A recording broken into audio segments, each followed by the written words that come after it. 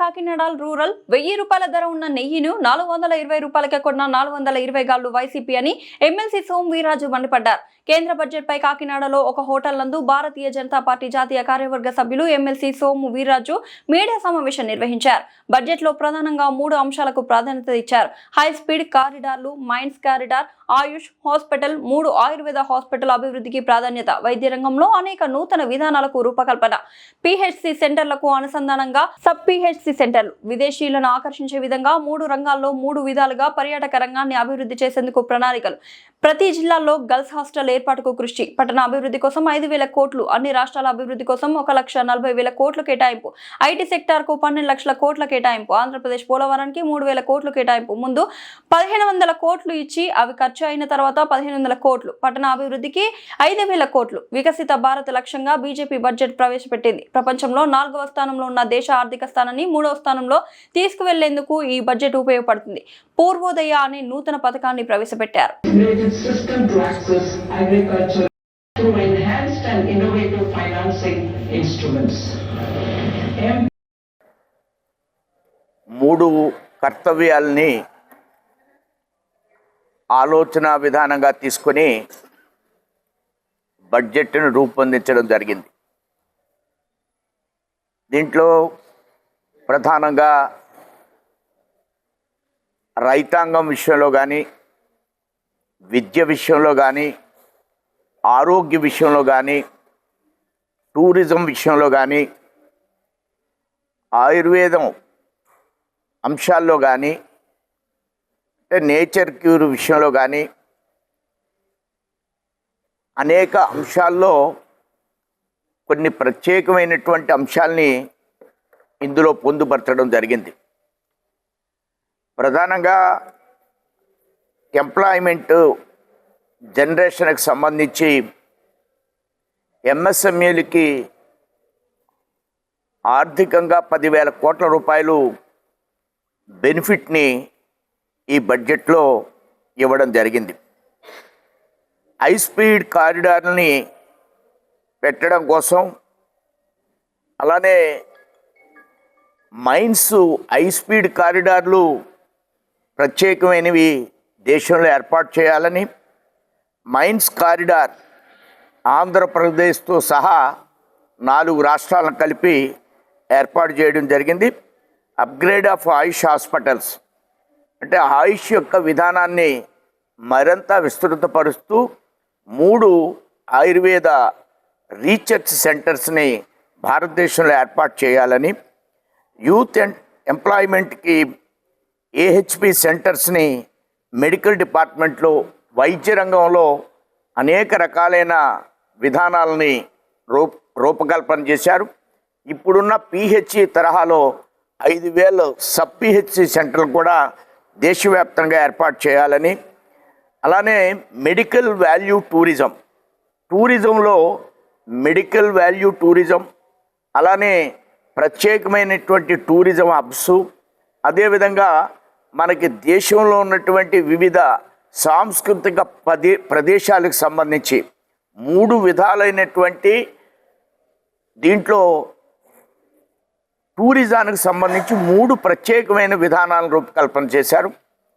5,000 మంది గైడ్స్కి ప్రత్యేకమైనటువంటి వాళ్ళకి ట్రైనింగ్ ఇచ్చి వాళ్ళని మరింత మెరుగ్గా విదేశీయులను ఆకర్షించే విధంగా గైడ్స్ ఏ విధంగా ఉండాలి, స్వదేశంలో మన యొక్క టూరిజాన్ని పెంచడానికి 3 రంగాల్లో 3 విధానాలైనటువంటి ఆలోచన విధానాన్ని, ఇందులో అనేక రకాలైనటువంటి ఆయుర్వేదిక్ స్పాస్ కానీ, నేచురల్ క్యూర్స్ యొక్క స్పాస్ కానీ, మన యొక్క దేశంలో 5 కారిడార్ని ఈ యొక్క టూరిజం హబ్లో ఏర్పాటు చేయడం జరిగింది. అలానే ఖాదీ హ్యాండ్లూమ్స్ డెవలప్మెంట్ 5 విధానాలు, 5 విధానాల్లో ఈ ఖాదీ క్లస్టర్స్ని అభివృద్ధి చేయాలి. దానికి కూడా 10,000 కోట్ల రూపాయలని కేటాయించడం జరిగింది. ప్రతి జిల్లాలో గర్ల్స్ హాస్టల్స్ని పెట్టాలి. దేశంలో అన్ని రాష్ట్రాల్లో కూడా డిస్ట్రిక్ట్లో గర్ల్స్ హాస్టల్స్ని, దానికి మనం సహాయం చేయాలి అనేటువంటి ఆలోచన కేంద్ర ప్రభుత్వ బడ్జెట్లో పొందుపరచడం జరిగింది. సెమీ కండక్టర్స్ డెవలప్మెంట్కి ప్రధానంగా 40,000 కోట్ల రూపాయలని కేటాయించడం జరిగింది. అలానే ఆత్మనిర్భర్ భారత్కి 2,000 కోట్లు కేటాయించడం జరిగింది. మహిళలకు ప్రత్యేకించి షీ బజార్స్ అని ఏర్పాటు చేయడానికి బడ్జెట్లో అవకాశం కల్పించారు. అలానే ఎంఎస్ఎంఈకి 10,000 కోట్లు. మన దేశంలో సిటీస్ ఏవైతే ఉన్నాయో పట్టణ అభివృద్ధి కోసం 5,000 కోట్లని కేటాయించడం జరిగింది. రాష్ట్ర అభివృద్ధి కోసం దేశంలోనే ప్రత్యేకంగా ఈ బడ్జెట్లో అన్ని రాష్ట్రాల అభివృద్ధి కోసం వాళ్ళ అవసరాల కోసం 1,40,000 కోట్లు బడ్జెట్లో కేటాయించడం జరిగింది. మన దేశంలో వివిధ రకాలైనటువంటి వ్యవసాయదారుల యొక్క అభివృద్ధిని మరింత వాళ్ళ ఆదాయ వనరులను పెంచే విధంగా ప్రయత్నం చేయాలన్నటువంటి ఆలోచనతో కొబ్బరి అలానే ఫిషరీస్ మత్స్య పరిశ్రమలు పెంపొందించడం కోసం 5,500 రిజర్వాయర్స్ని ఏర్పాటు చేయడం జరిగింది. కొబ్బరి కోసం మనకి 30 లక్షల మంది వ్యవసాయదారులు కొబ్బరి పంట మీద ఆధారపడి ఉన్నారు. వారి విధానాన్ని కూడా ప్రత్యేకంగా ఈ బడ్జెట్లో మత్స్య, కొబ్బరి, కోకో వీటి మీద కూడా ప్రత్యేకమైనటువంటి దృష్టిని పెట్టడం జరిగింది. ఈ కోకోని విదేశాలకు కూడా ఎక్స్పోర్ట్ చేసే విధంగా మనం ఏర్పాటు చేయడం జరిగింది. హైవే కారిడార్స్కి ఇన్ఫ్రాస్ట్రక్చర్కి 12 లక్షల కోట్లని మనం కేటాయించడం జరిగింది. ఇన్ఫ్రాస్ట్రక్చర్కి హైవే స్పీడ్ రైల్వే కారిడార్స్ మన దేశంలో 5 ఏర్పాటు చేయడం జరిగింది. అందులో పూనా హైదరాబాద్ బెంగళూరు, అలానే హైదరాబాద్ చెన్నై, ఢిల్లీ వారణాసి, ముంబై పూణే, వారణాసి అనేది 5 కారిడార్స్ని స్పీడ్ కారిడార్స్ని ఏర్పాటు చేయడం జరిగింది. బ్యాంకింగ్ వ్యవస్థ అనేది ఏదైతే ఉందో ప్రత్యేకంగా భారతదేశం ఇప్పుడు ప్రపంచ దేశాల్లో ఈ మధ్యకాలంలో నిన్న చూడడం జరిగింది. ఒక పెద్ద బ్యాంకు దివాళా తీయడం మూలంగా అమెరికాలో గోల్డ్, వెండి ధరలు పడిపోయినాయి. కానీ భారతదేశంలో మోడీ ప్రభుత్వం వచ్చిన తర్వాత ఈ బ్యాంకింగ్ వ్యవస్థను స్టెబిలైజ్ చేయడం, బ్యాంకులు ప్రజల ద్వారా ఆధారపడినటువంటి బ్యాంకుల్ని ఏ విధమైనటువంటి ఇబ్బందులు లేకుండా మనం బ్యాంకు ఎగవేతదారులకు కూడా గట్టిగా నిర్బంధించి బ్యాంకుల్ని స్టెబిలైజ్ చేశారు. దీన్ని కూడా ఒక ప్రత్యేకమైనటువంటి కమిటీని వేశారు. అలానే 3 నైఫర్ లాంటి మనకి ప్రపంచంలోనే పెద్దదైనటువంటి ఒక కాలేజీ ఉంది పంజాబ్లో.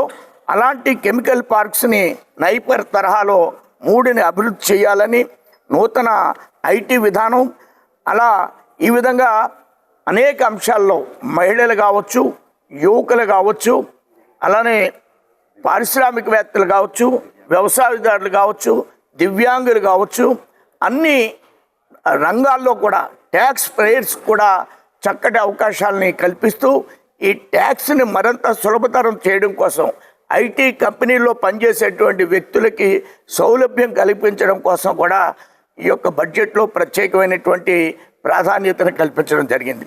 ఆంధ్రప్రదేశ్ లాంటి రాష్ట్రానికి పోలవరానికి మరొక 3,000 కోట్ల రూపాయలు కేటాయించాలి, అడ్వాన్స్ ఇవ్వాలి.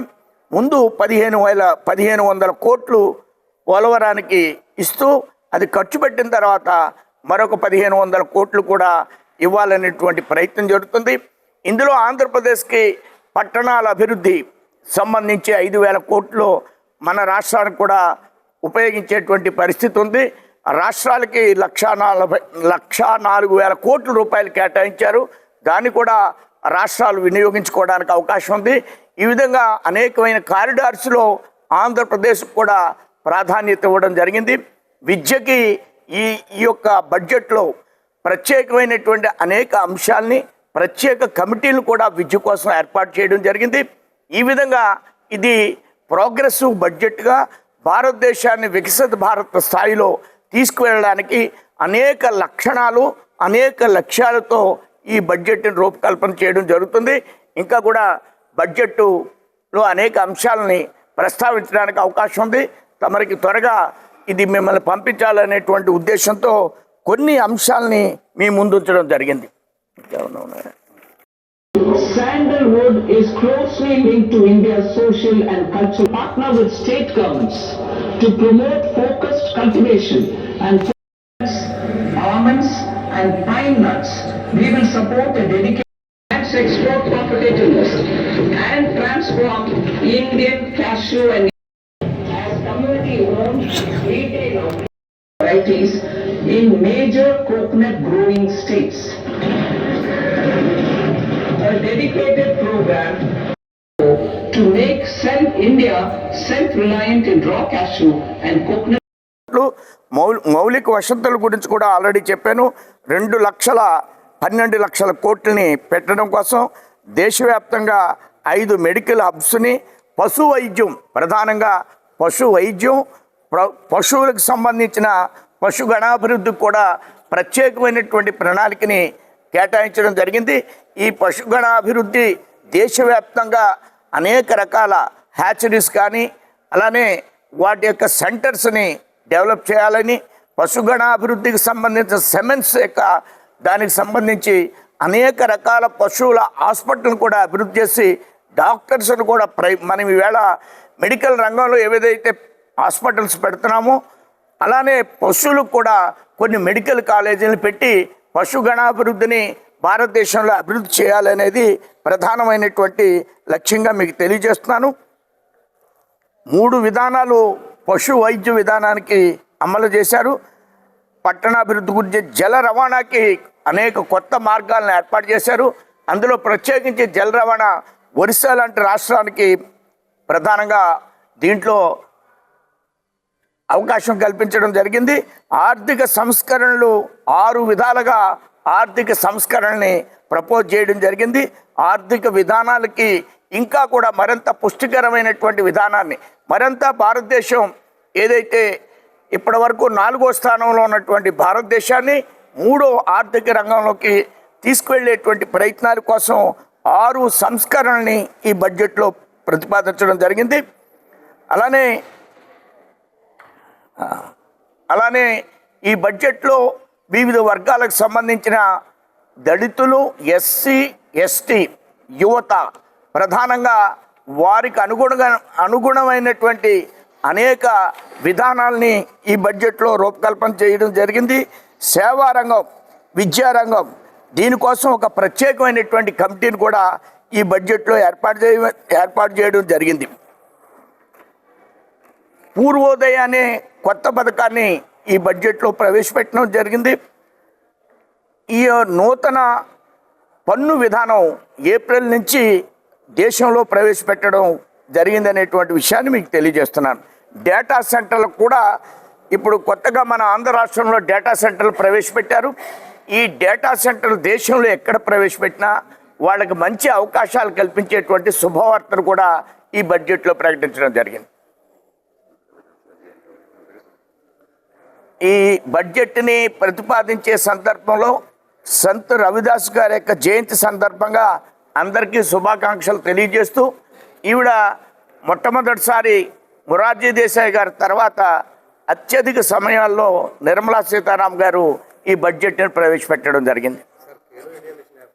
అదే ఏదైతే అనేక అంశాల్లో కొన్ని చెప్పడం స్లిప్ అయ్యాను. ఖేలో ఇండియా అంటే ఏదైతే మనకి ప్రపంచ దేశాల్లో క్రీడలకు సంబంధించి నూతన విధానాలను ప్రవేశపెట్టాలి. క్రీడలు పెరిగితేనే భారతదేశం ఇంకా బలంగా పెరిగేటువంటి ఆలోచనతో ఖేలో ఇండియా కూడా నూతన విధానాన్ని బడ్జెట్లో ప్రవేశపెట్టడం జరిగింది. అమ్మా, జల రవాణా చెప్పాను. దానికి ఆ సందర్భంలోనే విజయవాడలో ఒక ఆఫీస్ ఏర్పాటు చేశారు. తర్వాత ఈ జల రవాణా దాంట్లో మొట్టమొదటి బడ్జెట్లోనే వారు అన్నట్లుగా విజయవాడలో కూడా ఒక ఆఫీస్ ఏర్పాటు చేయడం జరిగింది. దానికోసం ఈ మధ్యకాలంలో మన ప్రభుత్వం తగిన చర్యలు తీసుకుంటుంది.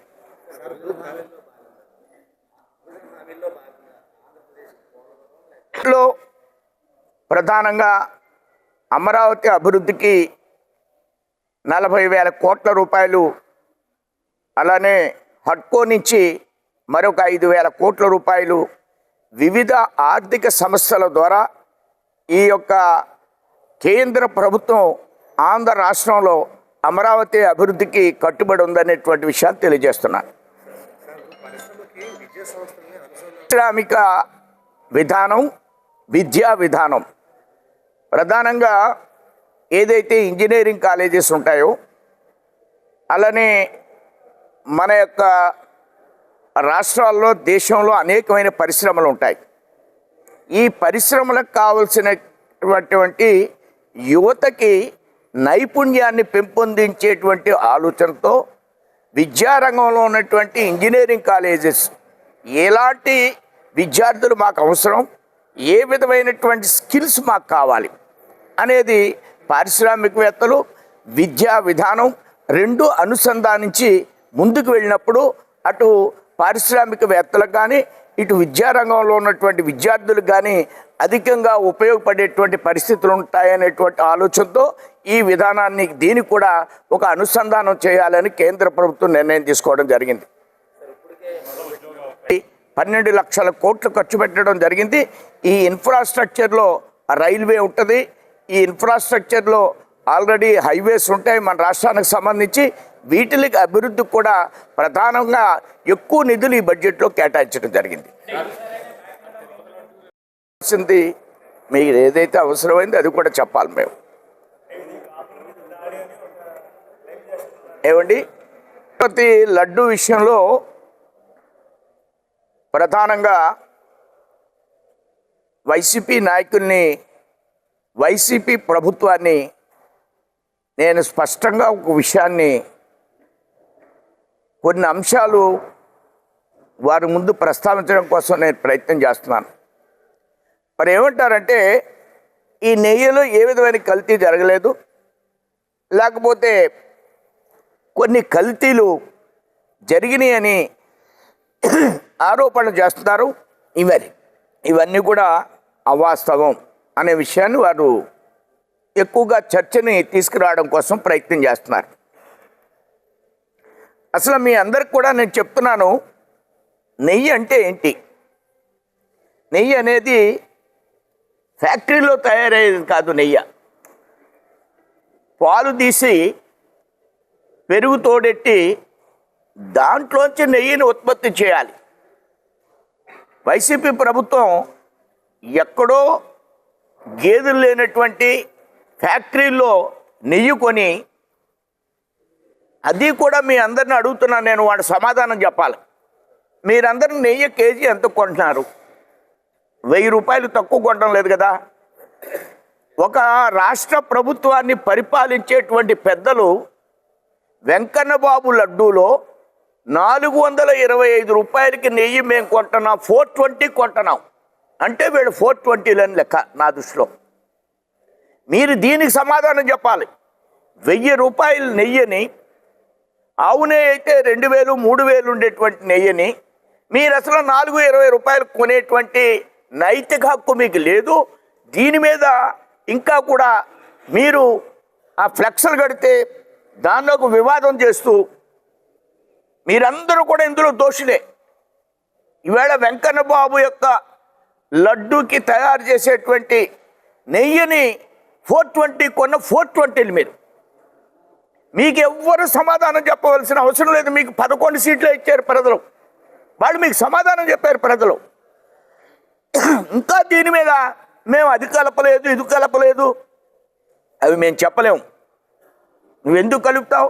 అసలు 420 నెయ్యి వస్తుందా? దీనికి సమాధానం చెప్పానండి సుబ్బారెడ్డిని కానీ, ముఖ్యమంత్రి కానీ, నిన్న జరిగినటువంటి అంబటి రాంబాబుని కానీ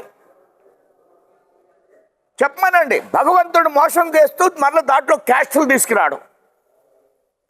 మరి మీరు తప్పు చేశారని ఫ్లెక్స్ పెడితే నువ్వు ఇప్పడానికి వెళ్ళావు, గొడవ వచ్చింది. నోరు దురుసుతనం. ఏదైతే నెయ్యిని సిట్టిచ్చినటువంటి విధానాన్ని తప్పుదారి పట్టించాలని వాళ్ళు ఈవేళ ఈ గొడవను సృష్టించి అంబటి రాంబాబు ముఖ్యమంత్రిని బూతులు తిట్టడం ఏదైతే ఉందో ఇది రాజకీయాల్లో ఉండడానికి అర్హత లేనటువంటి సీనియర్ పొలిటీషియన్ అతను. ఒక మంత్రి చేశాడు, ఆయన అఫీషియల్ స్పోక్స్ పర్సన్ చేశాడు. మరి రాజకీయాల్లో సీనియర్ పర్సన్ అయినటువంటి వ్యక్తి ఈవేళ నోరు జారి అలాంటి భాషని ఉపయోగించడానికి అతనికి అవకాశం ఉందా? నెయ్యి విషయంలో ఇలాంటి భాషను ఉపయోగించవచ్చా? ఆ ఫ్లెక్స్లు ఇప్పమని చెప్పడానికి ఈవేళ అనేక రాష్ట్రాల్లో జగన్మోహన్ రెడ్డి వస్తే ఫ్లెక్స్లు కడతారు. ఇప్పవలసింది ఎవరైతే వాళ్ళు ఇప్పుతారు. నేనే ఇప్పుతా, మున్సిపాలిటీ ఇప్పాలి, గొడవను రేజ్ చేసింది మీరు. దీన్ని తప్పుదారి పట్టించాలి అనేటువంటి ఆలోచనతో దీన్ని మీరు క్రియేట్ చేసి టీవీలో ఎక్కువ సమయం మీరు వచ్చేటట్లుగా అరెస్ట్ అయితే 4 రోజులు ఉంటాడు. ఇప్పుడు ఏం పోయింది? మీ ముఖ్యమంత్రి చాలా కాలం ఉన్నాడు జైల్లో. నువ్వు 10 రోజులు ఉంటావు, నేను వెళ్తా జైలు. కానీ మళ్ళీ దానికి క్యాస్ట్ అంటే ఎలాగా? దీంట్లో క్యాస్ట్ని తీసుకురావద్దు. వెంకయ్య బాబుని తీసుకొచ్చినటువంటి వ్యక్తులు క్యాస్ట్ ఏంటని అడుగుతున్నాను నేను.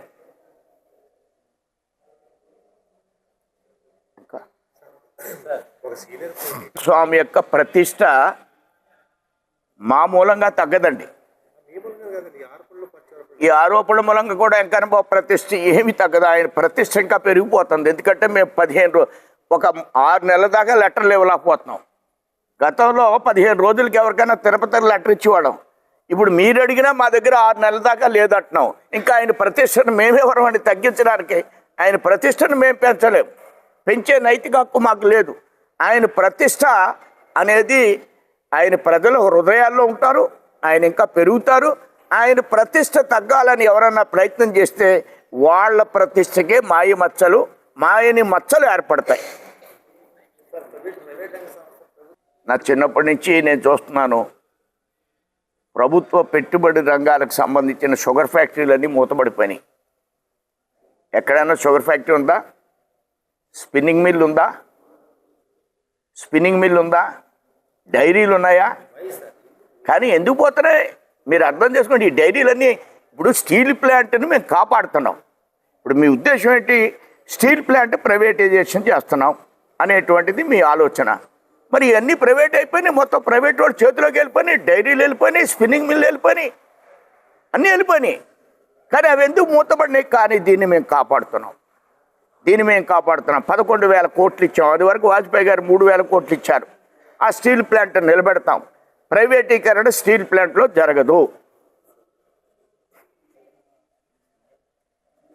ఓకే అండి, చాలా ప్రశాంతంగా ఉంది.